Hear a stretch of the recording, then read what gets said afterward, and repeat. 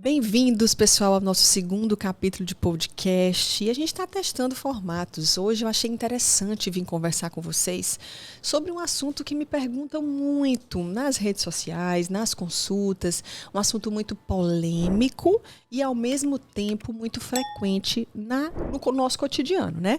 Então, quero dar boas-vindas a você que está me assistindo, me escutando no Spotify, a você que está me assistindo no YouTube, a você que está no Instagram, enfim, todas as redes sociais de disseminação desse conteúdo. Enfim, o assunto aqui é o maior inimigo oculto da nossa saúde. Você sabe qual é? Essa é a pergunta que eu quero te fazer e essa é a pergunta que eu vou responder olhando nos seus olhos e falando diretamente nos seus ouvidos, que o maior inimigo da nossa saúde, pessoal, é o cansaço, a fadiga, a indisposição, o desânimo e o baixo nível de energia. E esse inimigo, por que ele é oculto? Porque muitas vezes ele é subestimado por nós. A gente acredita que esse sintoma é comum, é frequente, é normal e não nos valorizamos no sentido de tentar mudar isso.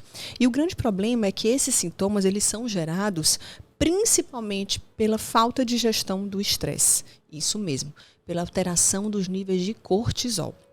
E eu quero contar para vocês uma historinha rápida para vocês entenderem, tá? Na época das cavernas, a única preocupação do homem era ou lutar ou fugir. Ou ele tinha que lutar contra um animal, seja para caçá-lo ou mesmo para sobreviver, ou ele tinha que fugir daquele animal até para sobreviver. Então, ele tinha que ter um aumento de energia corporal. Para isso, pessoal, ele tinha que ativar o hormônio mais importante de luta e fuga, que é um dos hormônios também mais importantes para a nossa saúde e que a alteração desse hormônio é o maior inimigo oculto da nossa saúde. Que hormônio é esse? É o hormônio do estresse, é o cortisol, tão falado ultimamente. O grande problema é que o cortisol, gente, quando alterado, quando em excesso ou em deficiência, ele gera graves problemas para a saúde. E esses problemas são sentidos de inúmeras formas. Imagina que aquele homem da caverna que tinha que lutar ou fugir, ele tinha esse pico agudo de cortisol. Esse pico agudo de cortisol garantia para o homem energia. De que forma? Aumentava a frequência cardíaca, aumentava a pressão arterial, jogava açúcar no sangue, dilatava a pupila, causava ereção dos pelos. Para quê? Para dar condições para aquele homem ter a energia necessária para lutar ou fugir. O grande problema, gente, é que hoje em dia a gente vê animais famintos que a gente precisa lutar ou fugir várias vezes ao dia. E o nosso corpo não distingue o que é real do que é imaginário. Ou seja, para o nosso corpo, o pico de cortisol é o mesmo quando eu vejo um animal desse ou quando eu tenho um problema no trânsito, em casa, no trabalho, com o filho. E o grande questão aqui do problema é esses picos repetidos de cortisol geram danos na nossa glândula adrenal. Imagina que aquele homem da caverna, ele tinha um pico de cortisol necessário para a saúde, fundamental, mas logo depois ele tinha tempo hábil para descansar, para que a glândula adrenal dele se recuperasse para um novo pico de cortisol que iria acontecer muitos dias à frente.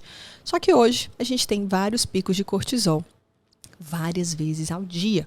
E o nosso corpo não sabe mais o que fazer com esses picos de cortisol. A nossa glândula adrenal entra em falência, ela cansa. E aí a gente não consegue mais gerar picos de hormônios energéticos como o cortisol. E o nosso cortisol cai. E essa alteração, essa queda de cortisol, né, esse hipocortisolismo, que é um problema de saúde pública mundial, pela falta de gestão de estresse, pelos excessos de estresse, ele tem gerado sintomas graves, subdiagnosticados ou até mal diagnosticados, que são o que eu falei desde o começo: cansaço, fadiga, ansiedade, depressão, desânimo e baixo nível de energia ao acordar e ao longo do dia, e principalmente nos picos fisiológicos do cortisol, que seriam para existir energia, não tem pela falta desse pico. Quais seriam esses horários? Após o almoço e final da tarde. Então vejam, uma pessoa que está cansada, fadigada, indisposta, desanimada, é uma pessoa que tem sintomas depressivos. Sintomas, ela não tem depressão, ela tem sintomas. E esses sintomas são tratados de forma errada, como com antidepressivos.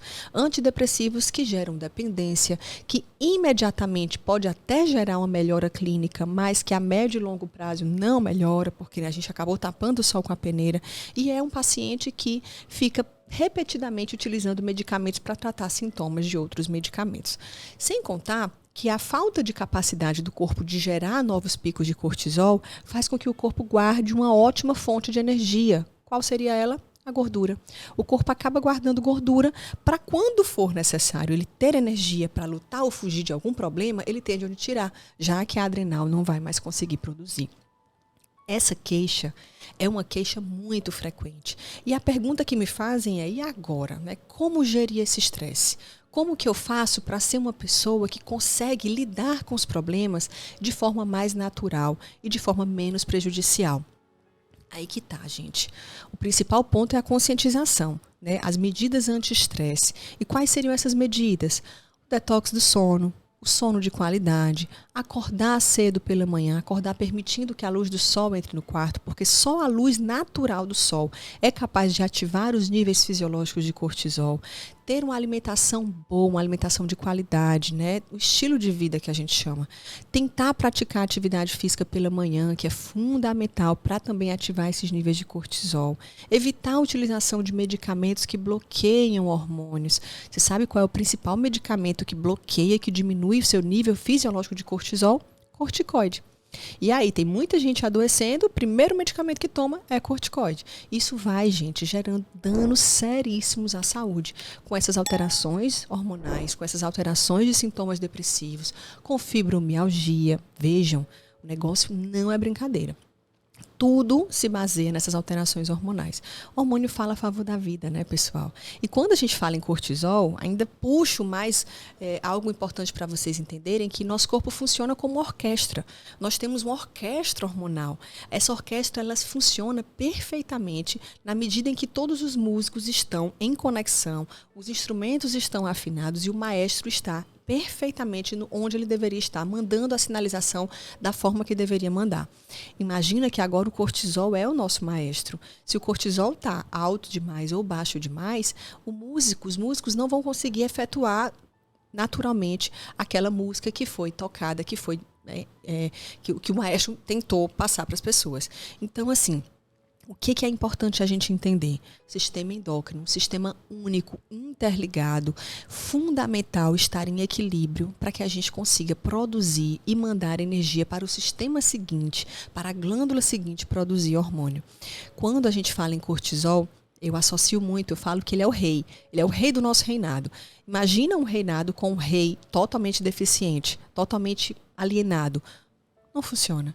Então, a gente tem sempre que procurar oferecer ambiente necessário, um ambiente hábil para que o nosso rei consiga reinar, para que ele consiga mandar a informação necessária e o nosso corpo consiga responder de forma adequada também. É por isso que o estresse é o maior inimigo da saúde, porque à medida que a gente envelhece, a gente vai perdendo a capacidade de gerir esse estresse e vai gerando também as doenças que a gente chama de inerentes ao envelhecimento. E, na verdade, não são doenças inerentes ao envelhecimento, são doenças inerentes à falta de gestão do estresse. Que doenças seriam essas, Marina?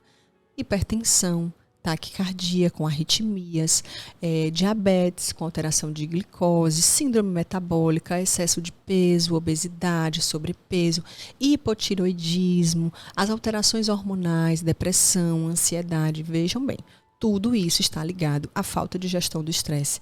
Então, uma dica que eu dou para vocês: procurem, busquem sempre fazer a medição dos níveis de cortisol no sangue de vocês. Cortisol basal, que é o cortisol até às 8 horas da manhã. Se for possível, curva de cortisol salivar, que aí você vai saber exatamente como é que estão os seus picos fisiológicos de cortisol, e na saliva, que é onde o hormônio está mais disponível. E lembrem, aqueles níveis de referência laboratoriais, eles são falhos. Você não é igual a todo mundo. Cada um tem uma necessidade diferente de produção e de reposição e de utilização hormonal.